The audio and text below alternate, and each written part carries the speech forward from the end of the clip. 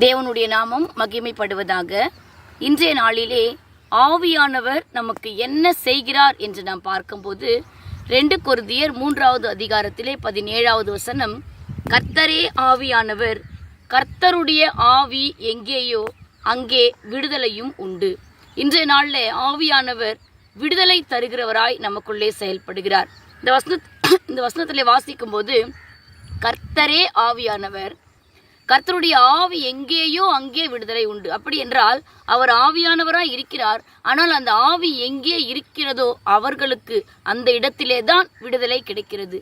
அப்படி என்றால் கர்த்தருடைய ஆவி எங்கே இருக்கிறது என்று நாம் பார்க்கும்போது யோவான் 8வது அதிகாரத்திலே 32வது வசனத்தை வாசித்தால், சத்தியத்தை அறிவீர்கள், சத்தியம் உங்களை விடுதலையாக்கும். அதே யோவான் 8வது அதிகாரம் 36வது வசனத்திலே வாசிக்கும் போது, குமாரன் விடுதலையாக்கினால் மெய்யாகவே விடுதலை ஆவீர்கள் என்று எழுதப்பட்டிருக்கிறது. சத்தியம் என்று சொல்லப்படுவது வார்த்தை. வார்த்தையாய் இருக்கிற ஆவியானவர், வார்த்தையாய் இருந்த கடவுள் மாம்சமாகி நமக்குள்ளே வாசம் பண்ணுகிறார். அவர்தான் குமாரன். அந்த சத்தியம் நம்மை விடுதலையாக்குகிறது, குமாரன் நம்மை விடுதலையாக்குகிறார். இந்த குமாரன் இப்பொழுது எப்படி இருக்கிறார் என்றால் ஆவியா இருக்கிறார். அதாவது வார்த்தையாகிய கடவுள் மாம்சமாகி குமாரனாய் இந்த பூமிக்கு வந்து மரித்து உயிர் தெழுந்து இப்பொழுது ஆவியா இருக்கிறார். அவர் நமக்குள் வாசம் பண்ணுகிறவராய் இருக்கிறார்.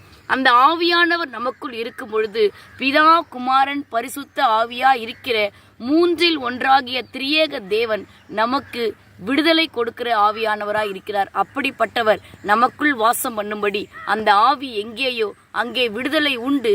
அப்படிப்பட்ட அந்த விடுதலையை நாம் பெற்றுக்கொள்ளும்படியாய் நாம் ஆவியானவரை நோக்கி பார்த்து ஜெபிப்போம். எங்களை நேசிக்கிற எங்கள் நல்ல தகப்பனே, இன்றைய நாளிலே கர்த்தருடைய ஆவியானவர் எங்கேயோ அங்கே விடுதலை உண்டு என்பதை அறிந்து கொண்டோம். நீர் விடுதலை கொடுக்கிற ஆவியானவராய் எங்களுக்குள்ளே வாசம் பண்ணி மாம்சமாகி எங்களுக்குள் நீர் இருக்கிறீர்.